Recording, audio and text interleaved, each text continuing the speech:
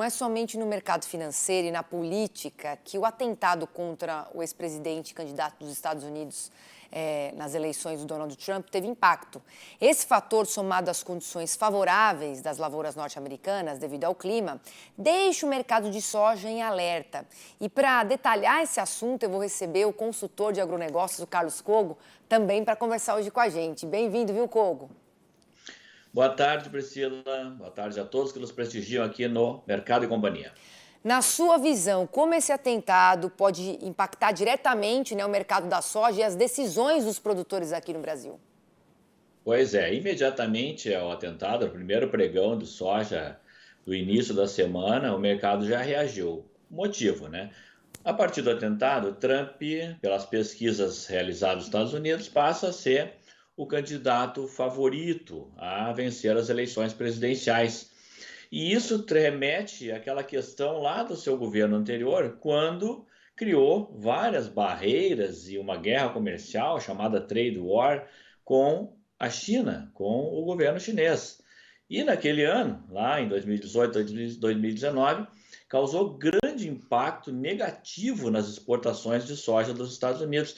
E a China acabou se voltando ao mercado brasileiro e bateu o recorde de participação nas exportações de soja aqui do Brasil. Então, isso é bem negativo para o mercado futuro de soja. O mercado sentiu com baixa de preço acentuada com essa notícia, mas para o Brasil, no médio e longo prazo, essa questão é favorável.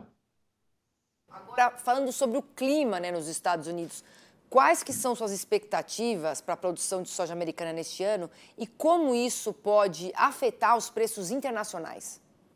Pois é, estamos aí há um mês e meio da colheita, o monitor da seca aponta apenas 8% do cinturão produtor de soja com alguma condição de seca. Só para lembrar a todos, né, nessa mesma época do ano passado, quando houve uma quebra de safra nos Estados Unidos, não muito grande, mas houve, havia 57% da área produtora de soja em condição de seca. Vem aí uma grande safra nos Estados Unidos.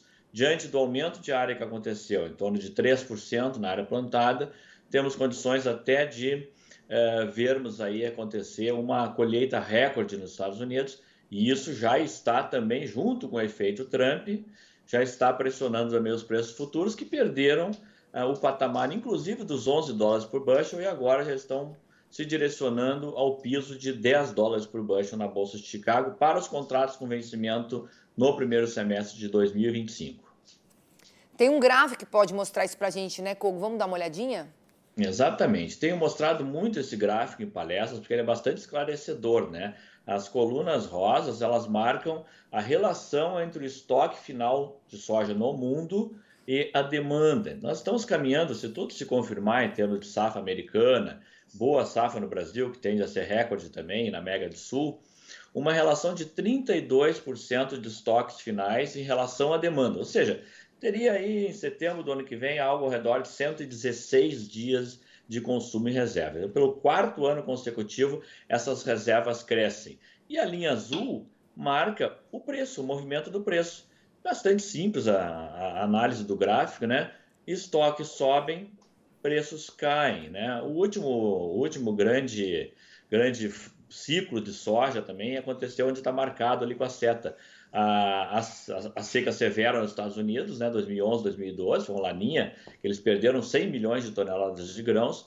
Lá os estoques caíram e o preço explodiu. Depois disso, chegamos lá em 2015, 2016, outro ciclo que durou 4 anos, até chegar ao recorde já registrado, 33% de reservas de estoques em 2018 e 2019. E o preço desce para a linha dos $9 por bushel. Acontecendo a mesma coisa agora, depois da pandemia e guerra, né? O preço foi a $16 por bushel e agora com esses folgados estoques caindo para o patamar de entre 10 e $11 por bushel. Ciclos da soja, eles existem, sempre existiram e vão continuar existindo, duram em torno de 3 até 5 anos. Agora, Cogo, existe algum tipo de estratégia que os produtores brasileiros podem adotar para não serem tão afetados pelas flutuações do mercado? Aproveitar os momentos de alta que ocorreram lá atrás, em torno de 2, 3 meses atrás, muitos não aproveitaram. O fato é que nós não tivemos mercado climático nos Estados Unidos esse ano. A safra praticamente se desenvolveu bem do início ao fim, mas pode haver um mercado climático na América do Sul, né? Uma laninha aí chegando a partir de agosto, setembro, criando algum estresse nas lavouras aqui. O mercado climático pode gerar algumas altas de preço. E o outro fato, também outra dica é evitar as vendas do primeiro semestre do ano que vem, porque os prêmios estão negativos nos portos brasileiros e o preço vai cair entre 10 a 15 reais por saca durante a colheita aqui no Brasil em relação aos preços praticados hoje. Agora, além do clima, quais outros fatores os produtores rurais devem ficar atentos aqui que você gostaria de chamar a atenção? Câmbio tem sido a tônica do momento, né? O câmbio está oscilando muito e não foi plenamente repassado aos preços da soja, mas foi repassado ao preço dos insumos, fertilizantes com preços em alta, defensivos com preços em alta e a relação de troca piorou. Então, o produtor tem que estar atento a essa relação de troca, ela pode piorar mais ainda. Temos ainda entre 25% a 30% dos insumos não comprados e a ideia é comprar imediatamente, porque a situação de poder de compra e relação de troca pode piorar mais. Olha, Kogo, mais uma vez obrigada pela sua análise ampliada aí do mercado da soja, levando em conta aí todos os fatores que estão influenciando nos preços. Te espero aí em uma outra oportunidade e uma excelente tarde. Da mesma forma, excelente tarde para todos vocês e para você também.